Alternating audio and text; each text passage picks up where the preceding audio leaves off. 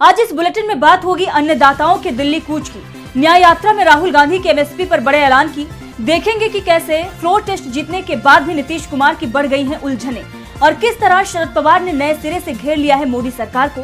साथ ही देखेंगे कि पाकिस्तान में अब किसने किया सरकार बनाने का दावा और बात करेंगे तमिलनाडु में राज्यपाल ने क्यों बीच में ही खत्म कर दिया अभिभाषण। और बुलेटिन के आखिर में देखेंगे जाने माने कार्टूनिस्ट इरफान की किस खबर पर पड़ी है तिरछी नजर। लेकिन सबसे पहले एक नजर सुर्खियों पर। बेरोजगारी के मुद्दे पर मध्य प्रदेश की राजधानी भोपाल में युवा कांग्रेस ने भाजपा सरकार को घेरा। विधानसभा घेरने का था प्लान। जीतू पटवारी समेत वीवी श्रीनिवास और अन्य कांग्रेस नेता हुए गिरफ्तार। चुनाव आयोग की तरफ से एनसीपी का नाम और चुनाव चिन्ह अजीत पवार के गुट को दिए जाने के खिलाफ शरद पवार गुट ने सुप्रीम कोर्ट में दाखिल की याचिका। दाल की महंगाई से नहीं मिली राहत। जनवरी 2024 में 19.54% रही दालों की महंगाई दर, जबकि जनवरी 2023 में 4.27% रही। शेयर बाजार में आई तेजी। सेंसेक्स 482 अंकों की तेजी के साथ 71,555 अंक पर हुआ बंद। निफ्टी 127 अंकों की तेजी के साथ 21,743 अंक पर हुआ बंद। तो ये थी आज की सुर्खियां। अब बढ़ते हैं आज की सबसे बड़ी खबर की तरफ। देश की राजधानी दिल्ली को एक बार फिर मोदी सरकार ने छावनी में तब्दील कर दिया है। अन्नदाताओं के दिल्ली कूच से घबराई मोदी सरकार ने उन्हें रोकने के लिए जमीन पर कीलें गाड़ दी हैं और आसमान से आंसू गैस के गोले छोड़े जा रहे हैं। लेकिन अन्नदाताओं के बढ़ते कदमों को सरकार नहीं रोक पाई। देखिए ये पूरी रिपोर्ट। किसानों ने मोदी सरकार के खिलाफ मोर्चा तेज कर दिया है। किसानों के 13 फरवरी को दिल्ली चलो आह्वान ने पहले ही मोदी सरकार की घबराहट बढ़ा दी थी और अब किसानों के बढ़ते काफिले को देख सरकार बैकफुट पर आती नजर आ रही है। किसानों को दिल्ली में प्रवेश करने से रोकने के लिए सरकार ने सीमाओं को बंद करने से लेकर सुरक्षा कर्मियों की तैनाती तक करवा दी। कंटीली कीलों से बैरिकेडिंग भी कराई, लेकिन किसान अपनी जिद पर कायम है। अपनी मांगों को लेकर सरकार के खिलाफ अपना विरोध जारी रखते हुए किसानों ने बैरिकेडिंग तोड़कर आगे बढ़ने की कोशिश की। शंभू बॉर्डर पर पुलिस ने किसानों को रोकने के लिए आंसू गैस के गोले फेंके, पानी की बौछारें चलाई, यहाँ तक कि रबर की गोलियां भी दागी। खबरों के मुताबिक इस झड़प में कई किसान घायल हो गए तो कुछ प्रदर्शनकारी किसानों को गिरफ्तार भी किया गया है।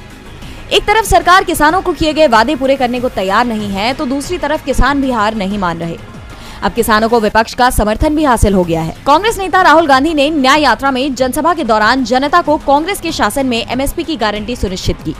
किसानों के मुद्दे की गंभीरता को देखते हुए कांग्रेस की न्याय यात्रा को अचानक रोक दिया गया और राहुल गांधी मल्लिकार्जुन खड़गे के साथ विशेष विमान में दिल्ली रवाना हो गए हैं।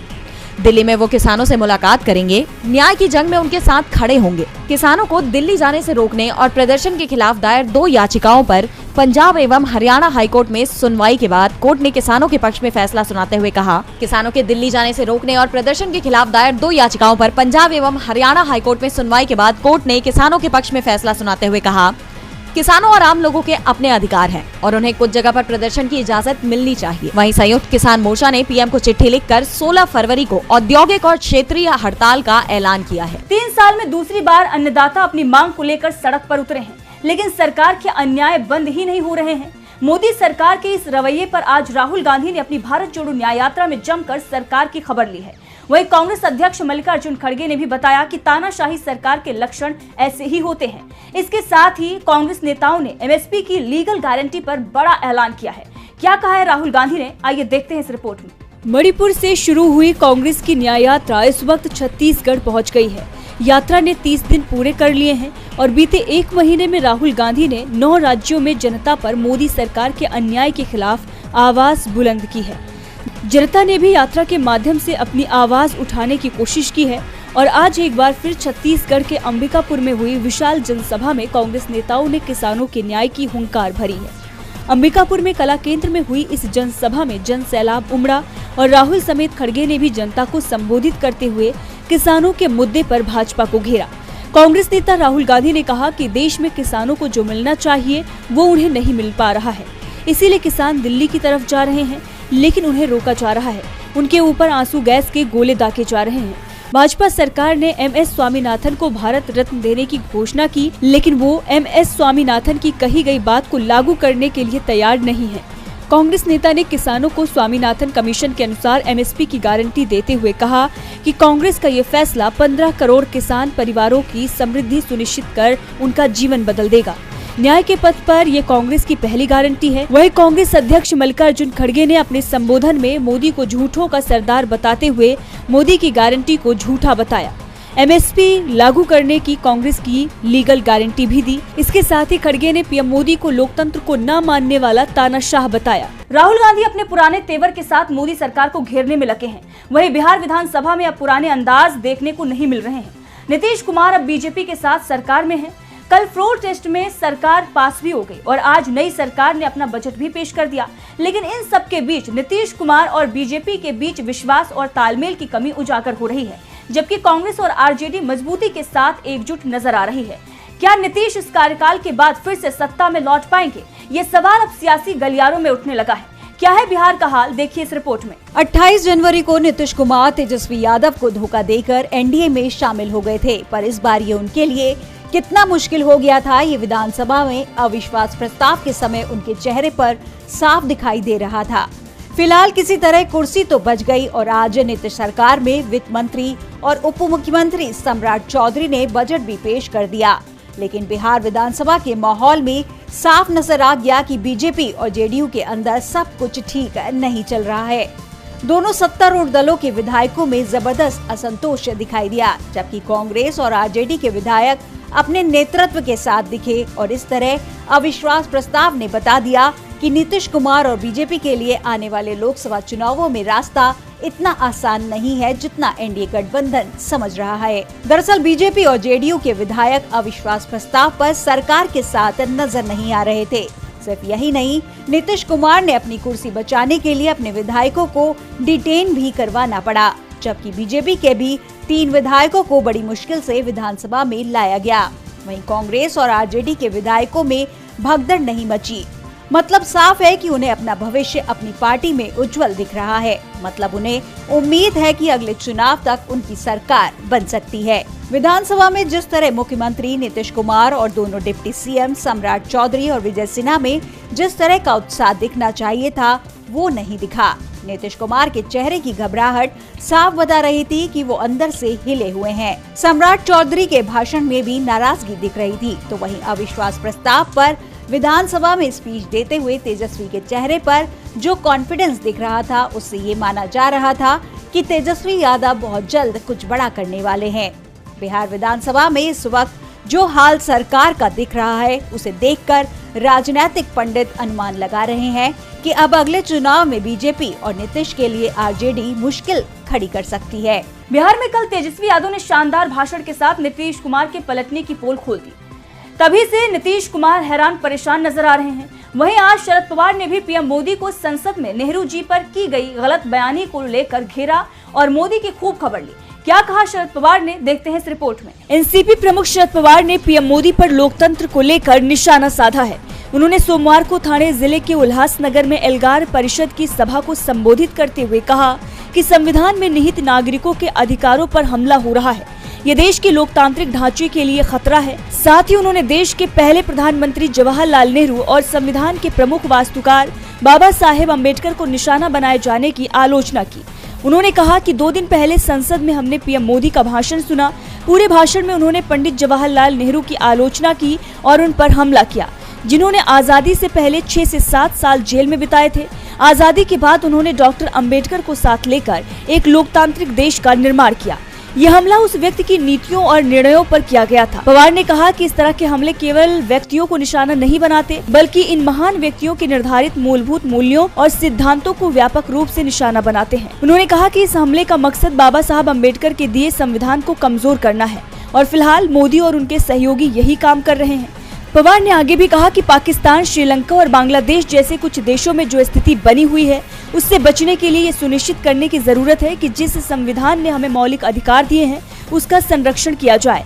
साथ ही उन्होंने किसानों और हाशिए पर रहने वाले समुदायों पर बढ़ते हमलों का भी जिक्र किया और शिक्षा में निजीकरण के खतरों के प्रति आगाह किया। इससे पहले पवार पुणे में पत्रकार निखिल वागले पर कथित तौर पर बीजेपी कार्यकर्ताओं द्वारा किए गए हमले की निंदा की थी और कहा था कि आवाज उठाने वालों को बंद करने के लिए सत्ता का दुरुपयोग किया जा रहा है। बीजेपी अपनी मजबूती के लिए जोड़ तोड़ का सहारा ले रही है। मोदी, नेहरू, गांधी परिवार और कांग्रेस को कोसने में लगे हैं, लेकिन कांग्रेस फिर भी कमजोर पड़ती नहीं नजर आ रही है, बल्कि दोगुने जोश के साथ बीजेपी के झूठ को जनता के सामने ला रही है।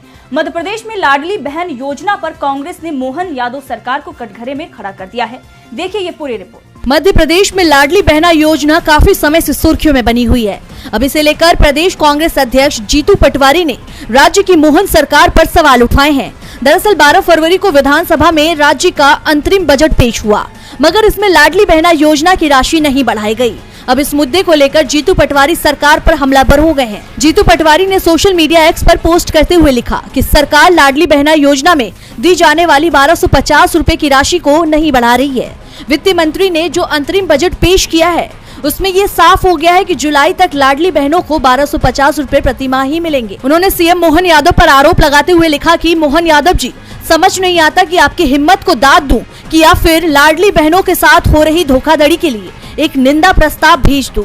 जीतू पटवारी ने लिखा, वित्त मंत्री ने 1 अप्रैल से 31 जुलाई तक के लिए अंतरिम बजट पेश किया है। इसमें महिला बाल विकास विभाग को 9000 करोड़ से ज्यादा की राशि दी गई है, जबकि माना जा रहा था कि लोकसभा चुनाव को देखते हुए लाडली बहना की राशि को भी बढ़ाया जाएगा, लेकिन अंतरिम बजट में इसके लिए कोई प्रावधान नहीं किया गया है। इसके सिर्फ 2 ही कारण हो सकते हैं। एक, वोट लेने के बाद भूल जाने की पुरानी आदत को बीजेपी दोहरा रही है। दूसरा, लोकसभा चुनाव में बीजेपी को अब महिलाओं के वोट की आवश्यकता ही नहीं है। उन्होंने लिखा कि विधानसभा चुनाव में जिस तरह से बार बार अप्रत्यक्ष रूप से महिलाओं को धमकाया गया कि वोट नहीं तो योजना नहीं, लेकिन बाद में सब कुछ भुला दिया गया। भाजपा भले ही भूल गई, लेकिन महिलाएं याद रखेंगी, झूठ का पूरा और पक्का हिसाब लेंगी। गौरतलब है कि लाडली बहना योजना की शुरुआत मध्य प्रदेश में शिवराज सिंह चौहान द्वारा की गई थी। इस योजना के जरिए हर महीने महिलाओं के खाते में रुपए डाले जाते हैं। शिवराज सिंह चौहान ने योजना की राशि धीरे धीरे 1000 से बढ़ाकर 3000 तक करने का ऐलान किया था। हालांकि अब 1250 रुपए प्रति माह दिए जाते हैं। बजट में इस राशि को बढ़ाने की उम्मीद की जा रही थी, लेकिन अंतरिम बजट में इसे लेकर कोई प्रावधान नहीं किया गया। आम चुनाव से पहले देश में सियासी हलचल मची है, वहीं पाकिस्तान में चुनाव के बाद भी हलचल शांत नहीं हो पा रही है। अब तक नवाज शरीफ और बिलावल भुट्टो की पार्टियां सरकार बनाने के दावे कर रही थी। अब इसमें इमरान खान की पार्टी ने भी दावा ठोक दिया है। क्या है पूरा मामला, देखिए इस रिपोर्ट में। पाकिस्तान में इलेक्शन के 4 दिन हो चुके हैं, लेकिन अभी तक ये नहीं पता कि सरकार किसकी बनेगी।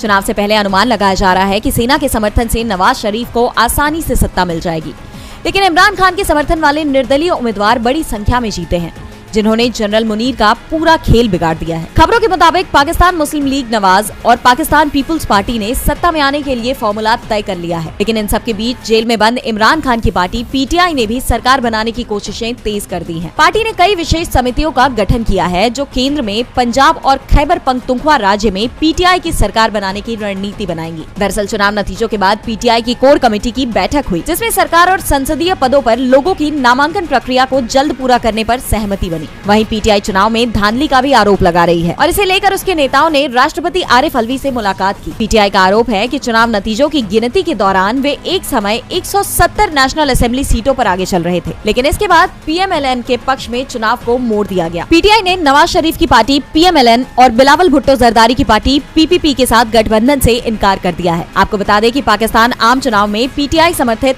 101 निर्दलीय उम्मीदवार जीते हैं और पीटीआई सबसे बड़ी पार्टी बनकर उभरी है। पीटीआई ने बयान जारी कर बताया कि उनकी पार्टी को रोकने के लिए अनैतिक तरीके से पार्टी पर दबाव बनाने की कोशिश की गई, लेकिन देश की जनता ने इमरान खान पर विश्वास रखा और अपने वोटों से उन्हें देशभक्ति का सर्टिफिकेट दिया है। और इसके साथ ही इमरान की पार्टी ने ये भी साफ कर दिया है कि वो सरकार बनाने की दावेदारी बहुत जल्द पेश करेंगे। अब बात तमिलनाडु में राज्यपाल और सरकार के बीच बढ़े टकराव की। तमिलनाडु में विधानसभा सत्र में राज्यपाल RN रवि ने अपना अभिभाषण अधूरा ही छोड़ दिया। राजभवन का कहना है कि अभिभाषण में तथ्य गलत दिए हुए थे, इसीलिए राज्यपाल ने अभिभाषण बीच में ही खत्म कर दिया। राज्यपाल के इस रवैये से एक तरफ लोकतांत्रिक परंपरा में बदलाव आया, वहीं सरकार और राज्यपाल के बीच टकराव भी बढ़ गई है। तो क्या है पूरी खबर, देखिए इस रिपोर्ट में। विधानसभा सत्र की शुरुआत राज्यपाल के अभिभाषण से की जाने की परंपरा भारत की लोकतांत्रिक व्यवस्था में है। अपने अभिभाषण में राज्य सरकार की नीतियों, कार्य योजनाओं और उपलब्धियों का जिक्र राज्य के संवैधानिक प्रमुख राज्यपाल करते हैं, लेकिन तमिलनाडु में इस परंपरा का पालन नहीं हो रहा है। तमिलनाडु के राज्यपाल RN रवि ने MK स्टालिन की अगुवाई वाली सरकार में अपना अभिभाषण यह कहते हुए बीच में खत्म कर दिया कि वह अभिभाषण की सामग्री को लेकर सरकार से असहमत हैं। साथ ही उन्होंने दावा किया है कि अभिभाषण में गुमराह करने वाले तथ्य शामिल हैं। इतना ही नहीं, उन्होंने राष्ट्रगान का सम्मान नहीं करने के लिए भी डीएमके सरकार की आलोचना की है। इस विवाद के कारण एक बार फिर राज्यपाल और डीएमके सरकार के बीच टकराव सामने आ गया है। वहीं इस मामले में तमिलनाडु के राजभवन ने सफाई देते हुए कहा कि राज्यपाल का अपमान विधानसभा के स्पीकर एम अप्पावू ने किया है। राज्यपाल का अभिभाषण वास्तविक तथ्यों वाला होना चाहिए, जबकि राज्य सरकार की ओर से जो अभिभाषण तैयार किया गया था वह सच्चाई से परे था, इसलिए उस अंश को पढ़ा नहीं जा सकता था। इसके अलावा विधानसभा अध्यक्ष ने राज्यपाल को नाथूराम गोडसे का अनुयायी और उससे भी अधिक कहकर अपमानित किया था। आपको बता दें कि राज्यपाल ने कहा है कि अभिभाषण में ऐसे कई संदेश हैं जिनसे वे तथ्यात्मक और नैतिक आधार पर स्पष्ट रूप से असहमत हैं। इसलिए ऐसे अभिभाषण को अपनी आवाज देना संविधान का मजाक उड़ाने के बराबर होगा। उन्होंने कहा, इसलिए मैं सदन में अपना अभिभाषण समाप्त करता हूं। मैं कामना करता हूं कि यह सदन लोगों की भलाई के लिए सार्थक और स्वस्थ चर्चा करे। और बुलेटिन के आखिर में देखते हैं जाने माने कार्टूनिस्ट इरफान की किस खबर पर पड़ी है तिरछी नजर।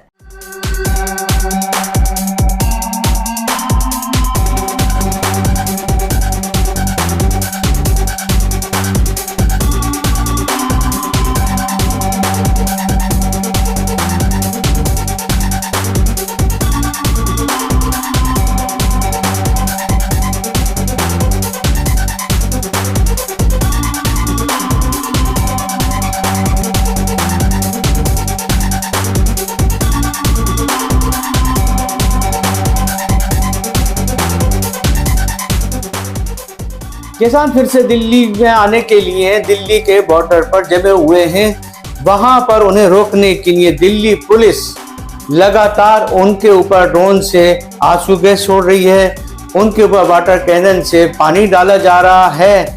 और भारत के प्रधानमंत्री इन्हीं दिनों गल्फ कंट्रीज की यात्रा में गए हुए हैं, जहां पर वो एक हिंदू मंदिर के उद्घाटन के लिए गए हैं। तो शायद प्रधानमंत्री के लिए किसानों से बढ़कर हिंदू और मुसलमान का मामला हो, क्योंकि चुनाव भी तो अभी सिर पर है।